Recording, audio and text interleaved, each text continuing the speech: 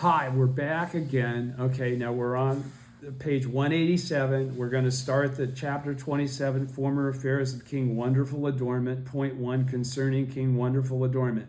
Now, this story in the Lotus Sutra is about a king who has been very involved in the older sutras. Okay, his sons become aware of and endeavor to perfect in themselves the enlightenment of that comes from the perfect teaching of the Lotus and Nirvana, or Mahayana Sutras. Okay, they convert their father to the correct understanding, the correct teaching, and he abandons the trace teachings that he had been utilizing and embraces what they've taught him. So this is the story behind this. Point 1 on page 187, concerning King Wonderful Adornment.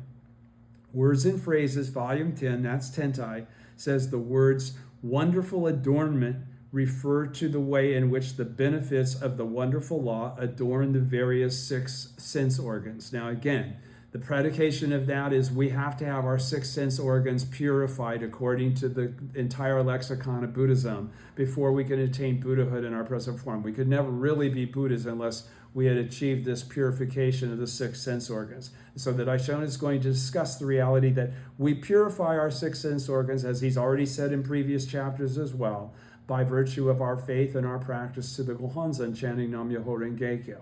All right, so the record of the orally transmitted teaching says, Nichiren says, the word wonderful indicates the benefits of the wonderful law. This great benefit that we purify our 6 sense organs and we can actually literally attain Buddhahood in our present lifetime.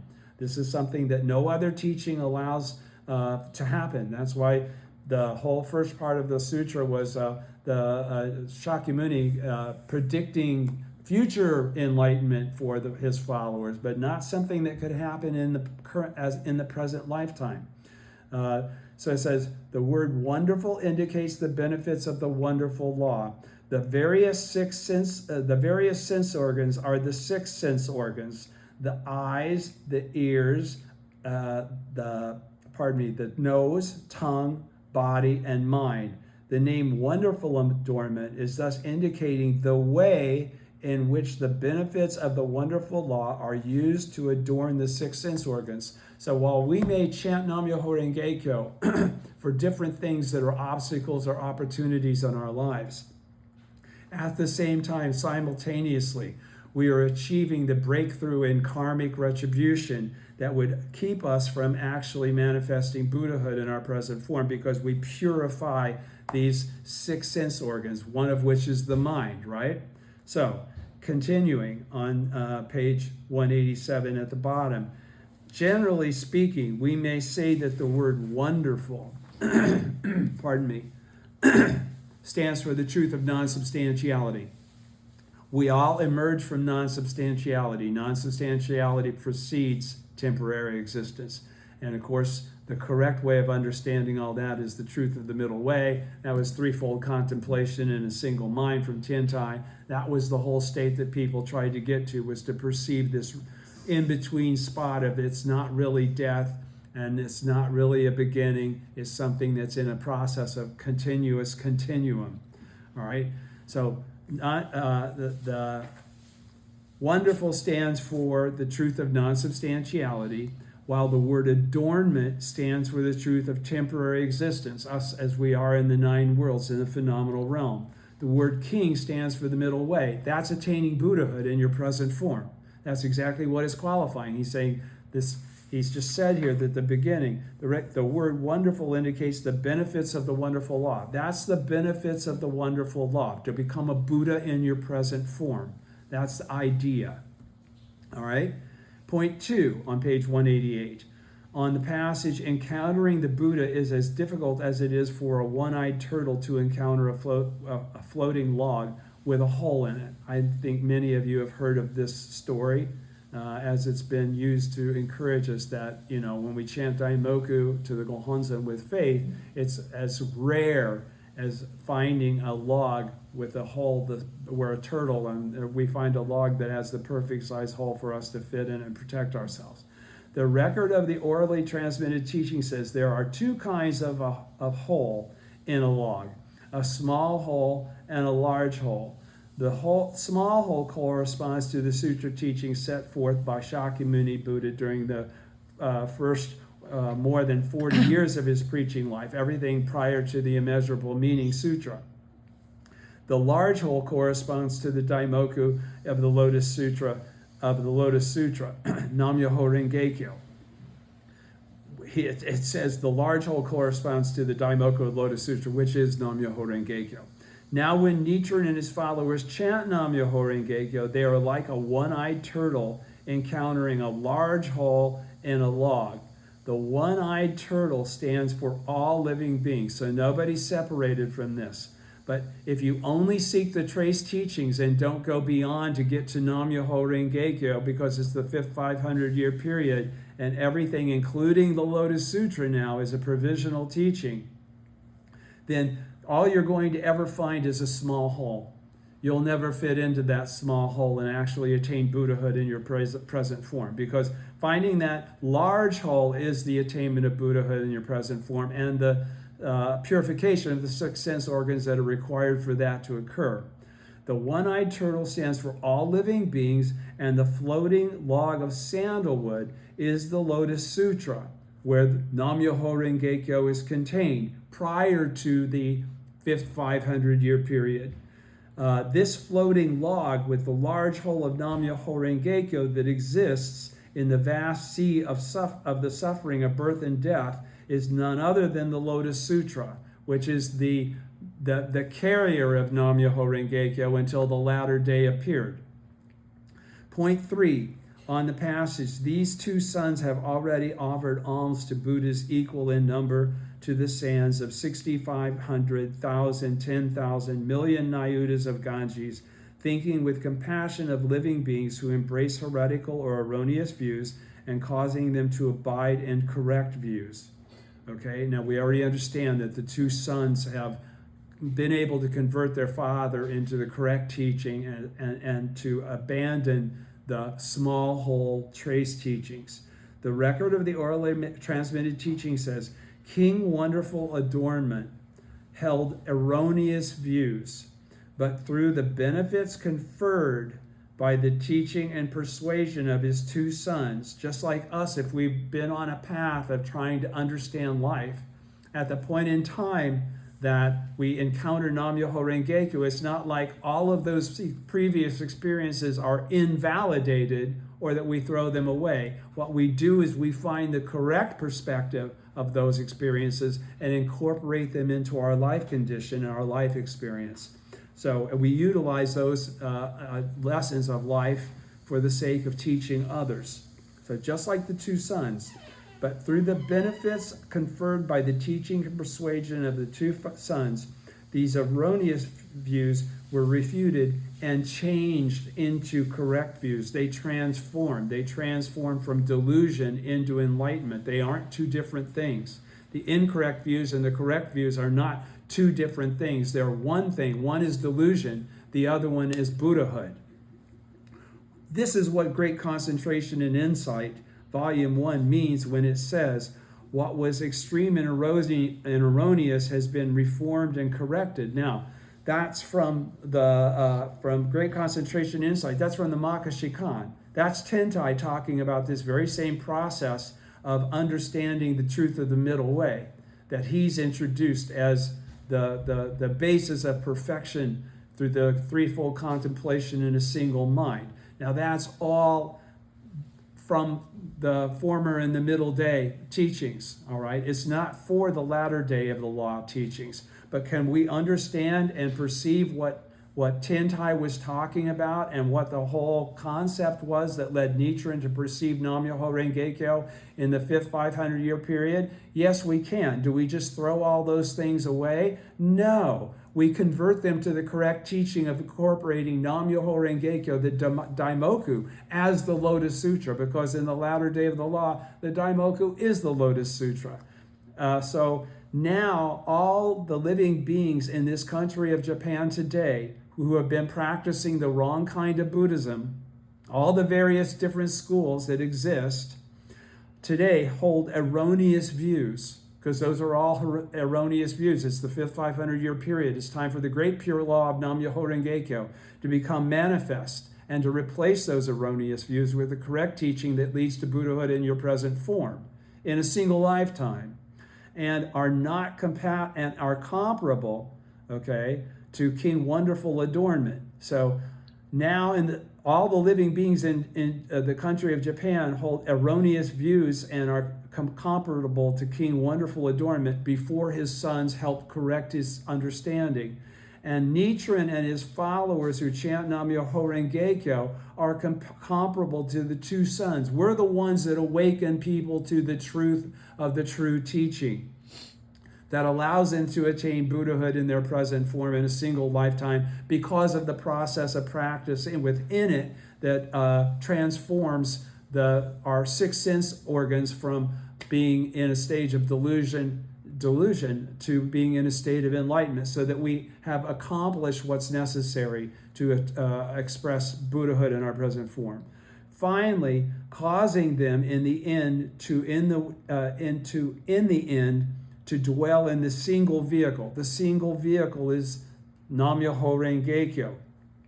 As the Supernatural Powers chapter says, once again, Shakyamuni didn't call it out as Nam-myoho Renge-kyo, but he transferred the essential teaching to the Bodhisattvas of the earth in the Supernatural Powers chapter. Well, there are many chapters of the Lotus Sutra after the 21st chapter. There's 7 more. Okay, so could he have been transferring the trace teachings? No, he was transferring the essential teaching to Bodhisattva superior practices of Nam-myoho Renge-kyo, which could only become manifest in this fifth 500-year period and beyond, because it's for this age of 10,000 years and beyond of Mappo. All right, so finally causing them, because it's now time, it's the appropriate age, in the end to dwell in the single vehicle of Nam-myoho Renge-kyo, as the Supernatural Powers chapter says. Nichiren and his followers will see to it that these erroneous views are corrected. We will do shakabuku, even though they don't want to hear what we have to say. We will awaken them to the fact in the latter day of the law that the teachings that preceded the Lotus Sutra in the fifth 500-year period, the Daimoku of the Lotus Sutra, Nam-myoho Renge-kyo, is the correct manner in which to pursue Buddhahood in your present form, and you don't have to wait multiple lifetimes. You can do it in your present form. All right, so we continue then on page 189 with chapter 28, Encouragements of Bodhisattva Universal Worthy. And I hope you understood what I just said, because that's very important. Everything that was invalid transforms into something that is valid. An understanding that was not valid because it was actually sourced in delusion gets transformed into Buddhahood, or the enlightenment of understanding it in the correct light of the latter day of the law and the teaching of Nam-myoho Renge-kyo. Point 1 of chapter 28, concerning Bodhisattva Universal Worthy. The Words and Phrases, volume 10 says, the word kombotsu, or encouragement, is expressive of the veneration for the law. So what does veneration mean? It means that you cherish, that you bow in humble obeisance, that you make a vow to serve and protect and propagate that law. That's veneration. When you're chanting Daimoku to the Gohonzon, that is veneration to the Gohonzon, to the original state of life. The record of the orally transmitted teaching says, in the compound Kambotsu, the element kan, or encouragement, refers to the conversion of others. That's our shakabuku of people that haven't heard or are not familiar with Nam-myoho Renge-kyo. While the element botsu or hotsu,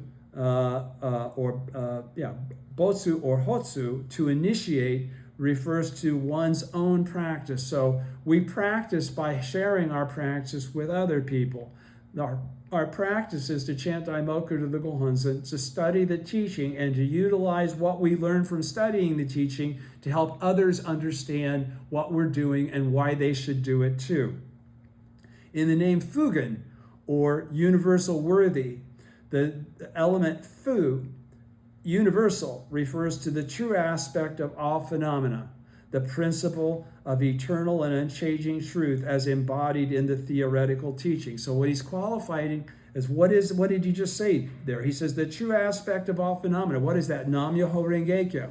Okay? The principle of eternal and unchanging truth. Nam Myoho Renge Kyo, as embodied in the theoretical teaching.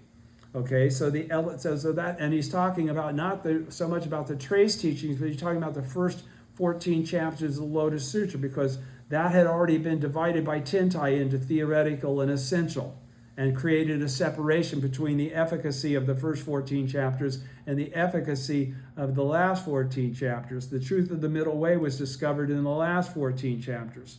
So, the element gen, or worthy or wise, expresses the idea of wisdom, the wisdom of the truth that functions in accordance with changing circumstances, embodied in the essential teaching. The essential teaching is where we find about the eternally endowed three bodies.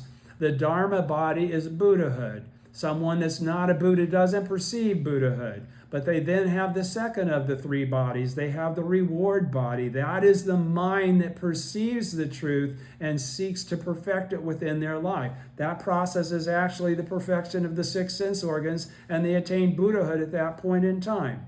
That is what's that represented by? When you understand that you are a Buddha. When you understand that you're a Buddha exactly as you are, just as the teaching says that you're eternally endowed with the three bodies, your six sense organs have already been purified at that point. That's why you're able to make that breakthrough of understanding and not look at the mistakes or the reality of karma that exists in your life as some sort of disqualifier. No. That's the firewood that allowed you to attain Buddhahood in the first place. Trying to overcome those specks of dust, obstacles that are really the only reason you're able to be who you actually become.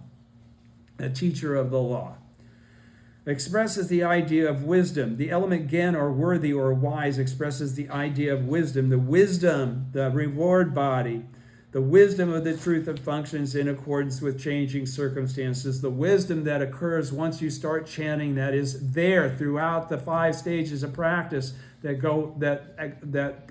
follow being a Buddha in theory. Hearing the names of hearing the name and the words of the truth on through attaining Buddhahood in your present form, the 6th stage. Hence we see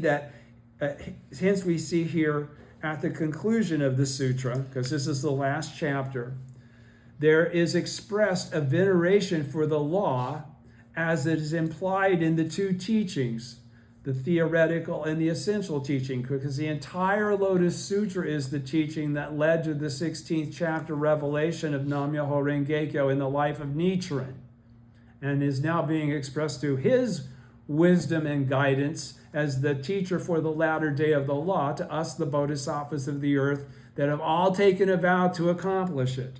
Generally speaking, we may say that now when Nichiren and his followers chant Nam Myoho Renge Kyo, they enjoy the care and protection of the Bodhisattva Universal Worthy, because he said he would handle that for all of us in this age. Point 2 on the passage, out of gratitude for the clarity that his sons brought to him by converting him to the essential teaching. Point 2 on the passage, when the Lotus Sutra is propagated throughout Jampadvipa, there are those who accept and uphold it. They should think to themselves, this is all due to the authority and supernatural power of Universal Worthy. Now, that I've shown in explication is that the record of the orally transmitted teaching says it is due to the authority and supernatural power of Bodhisattva Universal Worthy that this Lotus Sutra is propagated throughout Jampadvipa. Therefore, the widespread propagation of this sutra must be under the care and protection of the Bodhisattva Universal Worthy. So we should respect and appreciate everything that's preceded this teaching and that has helped lead to this teaching, because it's all included in the perfect teaching. There's nothing that's excluded, not even the trace teachings are excluded from the truth of Nam Myoho Renge Kyo, and we must understand that. Point 3, on the passage, if they do no more. Now, that's not a reason to go study the trace teachings, because they don't lead to enlightenment, and it's hard enough to get there. So that's not the point. It's about the respect for the truth of Buddhism and everything that preceded the moment in which we attained enlightenment, to the fact that those things that preceded it all contributed to the fact that we were able to have that beautiful gift of enlightenment in this lifetime. Point 3, on the passage, if they do no more than copy the sutra, when their lives come to an end, they will be reborn in the Triyashtrimisha heaven. And at that time, 84,000 heavenly women performing all kinds of music will come to greet them. Such persons will put on crowns made of 7 treasures. So those are the 7 treasures of the stupa of the treasure tower chapter. And amidst the ladies in waiting will amuse and enjoy themselves. The record of the orally transmitted teaching says the number 84,000 refers to the doctrine of 84,000 dust-like cares. That's what I was referring to a moment ago. That beset us. Or the earthly desires, our earthly desires. That's what gets us to stage 6 of practice. It is referring to the principle that earthly desires are none other than enlightenment. That's how we get there. And the sufferings of birth and death are none other than nirvana. We don't have to be blown out. The stages of life from birth to death are all the great gift that allow us to achieve and present Buddhahood in our present form. The crowns made of 7 treasures represent the 7 openings in the head, those of the eyes, ears, nose, and mouth. Okay, that's 5 out of the 6 sense organs, right? Now Nichiren and his followers who chant Nam Myoho Renge Kyo are persons who wear such crowns. Point 4, in the passage, if there are persons who accept, uphold, read, and recite the sutra and understand its principles, teachers of the law, when the lives of these persons come to an end, they will be received into the hands of 1,000 Buddhas who will free them from all fear and keep them from falling into the evil paths of existence. So he's saying here, if you do no more than copy the sutra, all right, for the sake of yourself, you're going to be received by a bunch of wonderful circumstances of pleasure or of peace and tranquility. If you do the things that make you a teacher of the law, you accept, uphold, read, recite the sutra, and understand its principles. That takes study. When the lives of these persons come to an end, they will be received in the hands of 1,000 Buddhas who will free them from all fear and keep them from falling into the evil paths of existence. The record of the orally transmitted teaching says on page 191, when persons who do not have faith in the Lotus Sutra come to the end of their lives, they fall into hell. Hence, the sutra says, if a person fails to have faith, but instead slanders this sutra, immediately he will destroy all the seeds for become a Buddha in this world. Now remember that this is what's being said. When his life comes to an end, he will enter the Avicii hell, from chapter 3, from Simile and Parable. But when practitioners of the Lotus Sutra come to the end of their lives, they will attain Buddhahood. Thus, so that means that they have to be born into a land where Buddhism is being taught, where Buddhism exists. There are lands in the world where Buddhism does not exist, and to be reborn into those lands is what he's talking about. Be reborn, they will fall into hell. Okay, hell is being trapped in transmigration in the 6 lower worlds. Okay, so when his life comes to an end, he will enter the Avicii. When his life comes to an end, he will enter the Avicii hell, chapter 3, Simile and Parable. But when practitioners of the Lotus Sutra come to the end of their lives, they will attain Buddhahood. Thus, the text here says, when the lives of these persons come to an end, they will be received into the hands of 1,000 Buddhas. Okay, so this is clarifying that if you maintain faith to the last moment of your life, you will attain Buddhahood in your present form.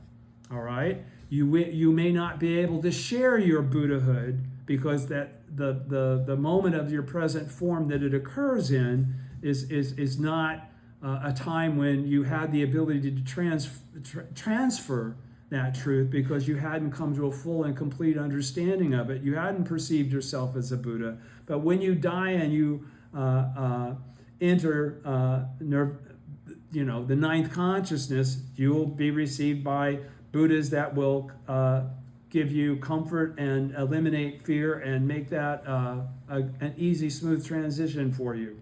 The 1,000 Buddhas represent the doctrine of the 1,000 factors, which is all living beings, all right? The wardens of hell will come to greet those who have slandered the law. But 1,000 Buddhas will come to greet the practitioners of the law, the people that chant Nam-myoho Renge-kyo. Without doubt, therefore, 1,000 Buddhas will come to greet Nichiren and his followers who chant Nam-myoho Renge-kyo. Point 5. On the passage, wonderful, world-honored one, I now therefore employ my transcendental powers to guard and protect this sutra.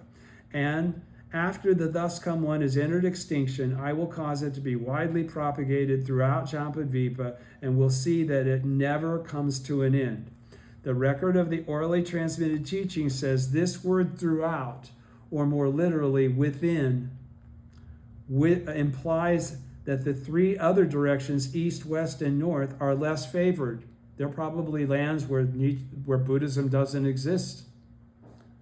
The sutra passage is saying that the Lotus Sutra is to be propagated only within the southern continent of Jampadvipa. One should give careful thought to the word within. Now, when Nichiren and his followers chant Nam-myoho Renge-kyo, they must ponder this matter deeply.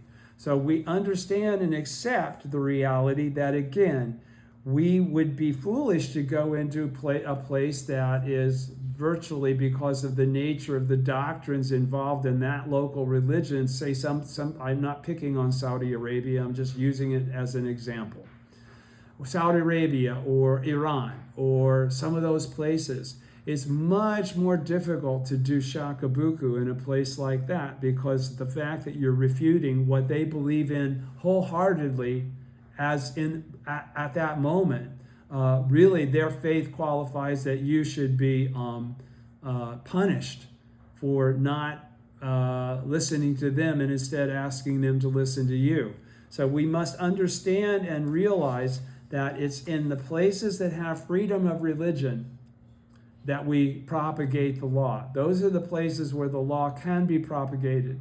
And so you must ponder this matter deeply. I hope that you do so as you continue to read the orally transmitted teachings over and over and over again. And now we've gotten to point 6 of the Universal Worthy chapter. And you can see that if you looked in the sutra, in the OTT itself, it's 1, 2, 3, 4, 5, 6, 7. It's as long as many of the other full chapters. So we'll stop here and we'll continue on point 6 of the chapter of 28 in the OTT the next time we get together, and we will have completed the 28 chapters when we finish that teaching. Thank you very much.